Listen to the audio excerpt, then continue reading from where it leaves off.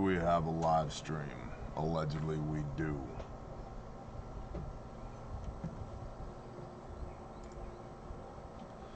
Just posted to the patrons on patreon.com. What's up, Walter? Water Walker. Or you know what, you're just Walter now. What's up, Walter? Today we're going to talk about the Bitcoin bubble and some alleged ceasefire, Middle Eastern peace plan, and whatever the hell else I feel like talking about, because frankly the news of the day is both boring and frustrating to me. Let's go ahead and get our screen share squared away. Come over here and do one of these. Alright, current issues 24 May. After the U.S. opposed a UN resolution calling for peace between Israel and Hamas multiple times, an agreement was finally reached at the very end of last week. Israel's cabinet and Hamas both approved a mutual ceasefire. More than 10,000 buildings have been damaged or destroyed, and of course hundreds of lives were lost. CBS News called it a fragile peace as aid begins to flow in from other nations. Even though the ceasefire was officially declared, tensions are still higher than usual between social groups, and not just in Israel. Anti-Semitic attacks have risen in other countries. By the way, to all you assholes who have accused me of shilling for the nation-state of Israel, you might want to go back channel and watch some of the things I've had to say over the last 3.5 years, and or keep your dumb mouths shut. The UK has seen a fivefold increase since the start of the conflict in the Middle East broke out 2 weeks ago. In Los Angeles, a Jewish man who was chased through a parking lot by cars bearing Palestinian flags with passenger words. In Los Angeles, a Jewish man was chased through a parking lot by cars bearing Palestinian flags with passengers yelling Allahu Akbar at the man. In Florida, a Jewish family was threatened by 4 men in an SUV after they left a synagogue. The assailants shouted death threats and allegedly threw projectiles at the group. A man driving behind the group witnessed this, got out of his car, and pulled his firearm, imagine that, to protect the family. The father of the family told the media that he was so thankful that a total stranger stepped up to protect us. It's a scary world we live in, but the world is big enough for everyone to live peacefully. He's got part of that correct. The world is not big enough for everybody to live peacefully, and I would give you Exhibit A, world history, where precisely 0 peoples have lived peaceably for any length of time. So, the world is a scary place, which is why you should prepare, but the idea that it's a peaceful world is 100% not borne out by the historical data. Multiple members of the Bear Nation have sent company notices showing the growing push for employees to be vaccinated. Some companies like Amazon are incentivizing vaccination and allowing mask-free employment for those who have been fully vaccinated. Others are requiring it for their employees by a particular date later in the year. One notice described that in addition to stringent requirements for non-immunized employee badges would be issued with employee badges would be issued with vaccination status indicated by color. Maybe just tack a gold star on your chest as well. The lines are being drawn in the sand now, and it's very possible that many within Bear Nation will have to face difficult decisions regarding their employment and vaccination statuses before the end of the year. Now, by the way, silver linings, Bear Nation, there aren't any. Intel at bearindependent.com. I'm not asking you, I'm telling you that if you're not going to send intel to intel at bearindependent.com, I'm not going to do this stupid show anymore. This started as a relationship between us and y'all, and we have intended to keep it that way. But we've noticed the chatter has died down significantly. Now, I realize it's springtime, people are busy, there's stuff to be done on the homestead, people are back to work, but you got to keep us fed with the intel, or there's nothing to talk about. So intel at bearindependent.com is where I would strongly recommend you go for that. Now, it's interesting that as companies are requiring more and more stringent vaccination requirements. Yeah, I know that was bad English. It's okay. that the workforce engagement does not line up with the suspected economic recovery, the projected economic recovery at this point. I don't know if anybody's put those two things together or not, but there are labor shortages around the world. And in a lot of cases, people are saying, especially here in the States, it's that extra $300 per week that people are getting paid more to stay home than they would if they went to work. And that may well be a contributing factor. It could also be that people don't want to do all the bullshit that's required by these employers to be employed. Has anybody thought of that? Yeah, I know, earmuffs, kids. Bear's on it's a special day today for Bear. From YahooNews.com, U.S. says it opposes UN resolution calling for Gaza ceasefire. And in a nutshell, I don't care. What you need to know from this article is that the United States, for whatever reason, would not acquiesce to the United Nations on A, suggesting a ceasefire, and B, making a press release about it. You've got links to all this in the description, so if you want to go do your own homework, you can. But essentially what it comes down to was that the Biden White House was working with Netanyahu to try and negotiate their own ceasefire. The White House said that in a Wednesday phone call, President Joe Biden told Israeli Prime Minister Benjamin Netanyahu that he expected a significant de-escalation today on the path to a ceasefire.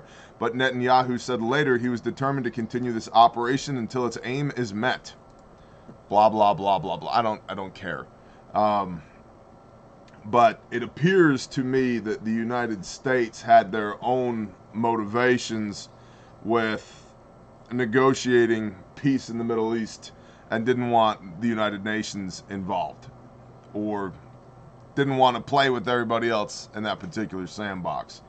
From CBS this morning, Israel-Gaza ceasefire holds, but it's a fragile peace as both sides dubiously claim success.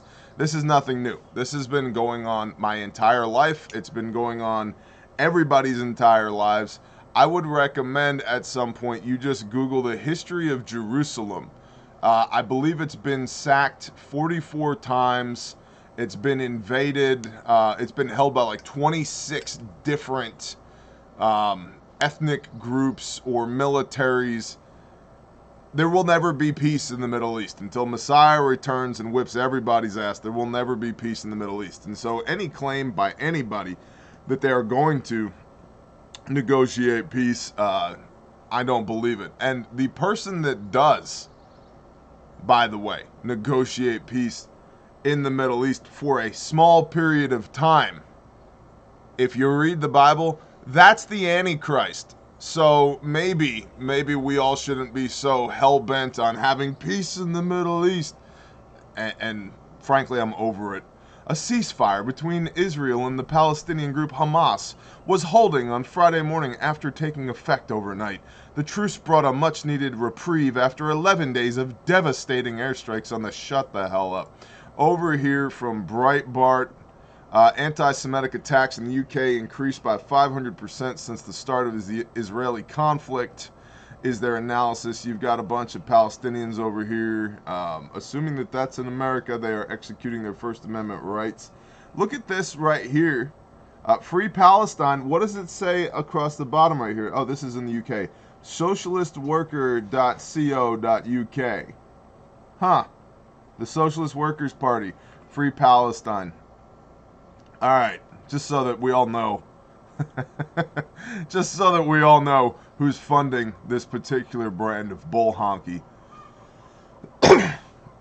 An analysis by a Jewish security charity has found that there has been 500% increase in the number of anti-Semitic attacks across Britain since the beginning of the Israel-Hamas conflict.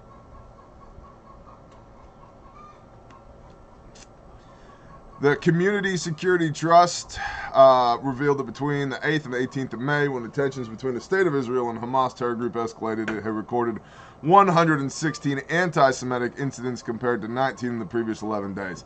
So this is just an extrapolation of data to make a wonderful headline of a 500% increase. And honestly, if we're going to do that, from 19 to 116 is much closer to 600% increase. I mean, let's just do 19 times 6 on our little iPhone calculator here. 19 times 6 is 114. So some could even say that it's a 625% increase, not a 500% increase. Shut up, chicken. Whatever. This is just ancillary bull honky data. Bearindependent.com is where you can find me. I think you guys know this. You can use the contact form over here for your contact. Admin at bearindependent.com, as well as the intel. So if you got something to share, you guys know the forums are here. If you're like trying to find people to do the prepper stuff with, you know, groups and mags, 94,000. Bear, where can I find somebody? The forums at bearindependent.com. The forums at bearindependent. Well, what about food storage? Forums, bearindependent.com. Well, I want more info on homesteading. Forums, bearindependent.com. Well, what about commo? Forums at bearindependent.com. Okay? Sorry. And then, of course, the store. You guys know how to get a hold of us at the store. If you want real first aid equipment, made in America, guaranteed forever, 17 lives saved, none of the bullshit that all these other companies are selling, you can get it from us, or you cannot. I don't care either way. But you can find us there. It's promo code Stop the Bleed for the remainder of this month. That'll get you a hefty discount. Stop the Bleed, all one word. And from One America News Network, Senator Rand Paul says he won't get the vaccine. Senator Rand Paul of Kentucky has announced he will not be getting vaccinated because he believes he has a natural immunity due to testing positive for COVID-19 last year. Let's also point out this guy's legitimately a medical doctor, because people like to overlook that a whole hell of a lot. He's actually a doctor.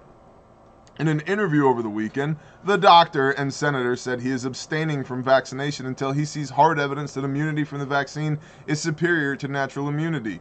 Paul has been a strong critic of COVID-19 restrictions and blah, who gives a shit. The senator's comments come as the Centers for Disease Control and Prevention are trying to push through a decline in vaccine demand and a potential for vaccine. I don't care. Bitcoin volatility keeps it in Neverland. This is from One American News Network as well, 21 May by Mike Dolan. And this is a long article. Well, it's a relatively long article. You've got the links to it in the description. But there's some interesting things in this right here.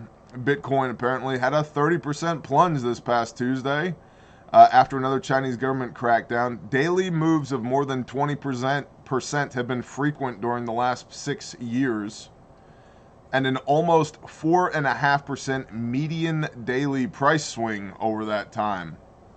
So it fluctuates in value approximately, on average, 4.5% every day. So stability-wise for a currency is pretty damn bad. Goes on to say from here, Deutsche Bank this week likened Bitcoin belief structures to the so-called Tinkerbell effect, a theory drawing from children's book character Peter Pan's claim that the fairy only exists because the kids believe she does. The words are the best today. Tremendous. Well, of course, I think at this point it's in Deutsche Bank's best interest to downplay the significance of Bitcoin. In other words, the value of Bitcoin is entirely based on wishful thinking, wrote Deutsche analyst Marion Labouré. Well, here's the thing, Labouré, so is fiat currency. It's paper with dead people printed on it. It has no inherent value. So it's just a matter of which wishful thinking should we engage in.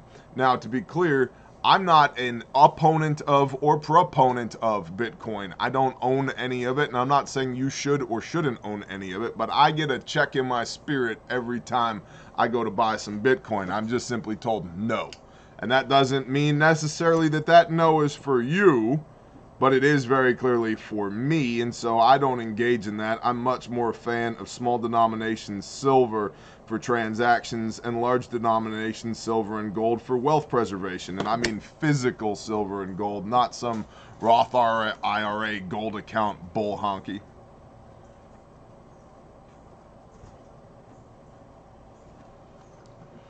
Deutsches Labore reckons more crackdowns will come, and most likely the whenever Bitcoin even looks like rivaling their currencies for payment. Quote, it's no surprise that governments are not inclined to give up their monetary monopolies. Throughout history, governments first regulate and then take ownership.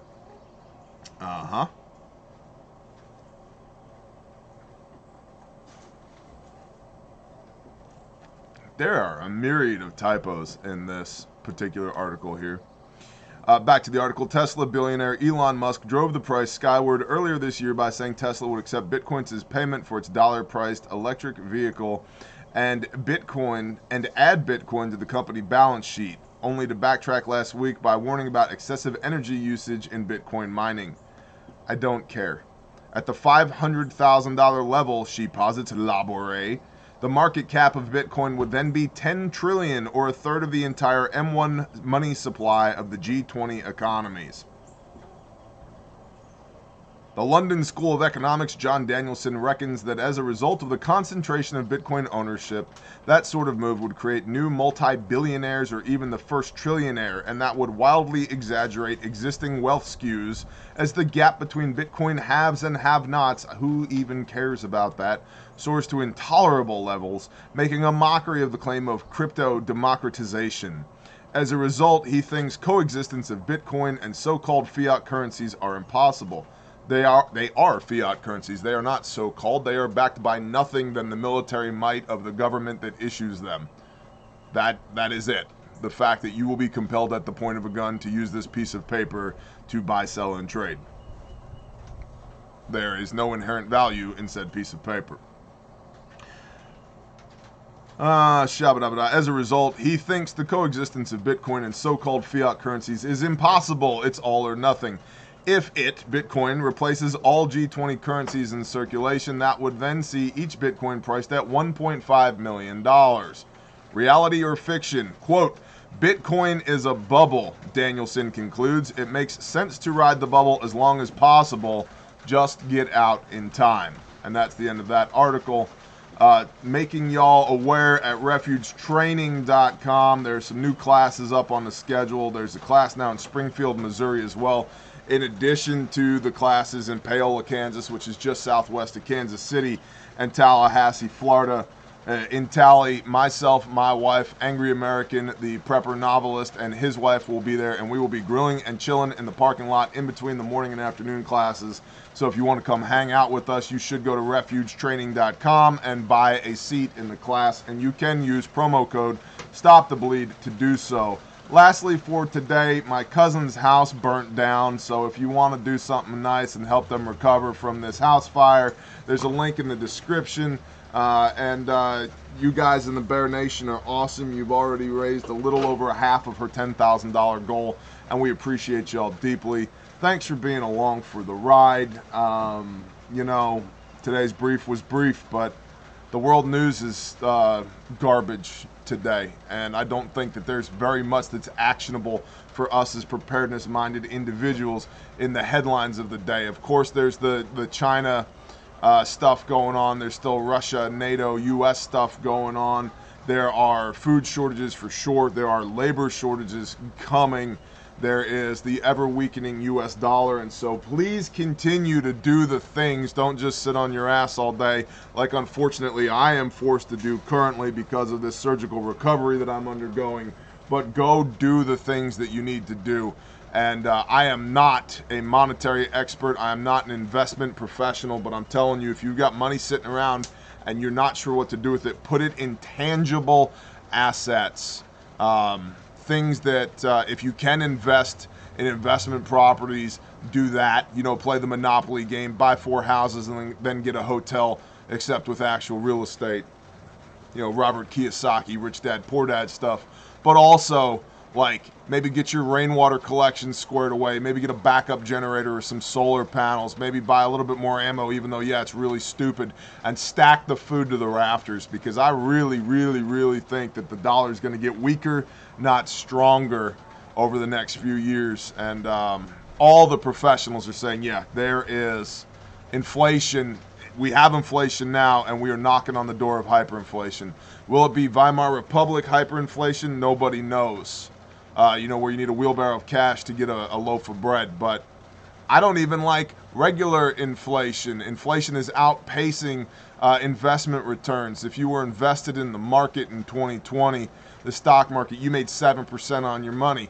Great, except inflation was 10%, so you actually lost 3%. You would have been better off spending that money than locking it up in some type of investment vehicle, says me, the not financial professional. So, all that being said, bless y'all, Bear Nation. I love you guys. I hope you have a wonderful day. Thank you for supporting our small businesses. Thank you for supporting this channel. If you're new here, like, comment, subscribe, share, do all those things. Bless y'all. Shalom.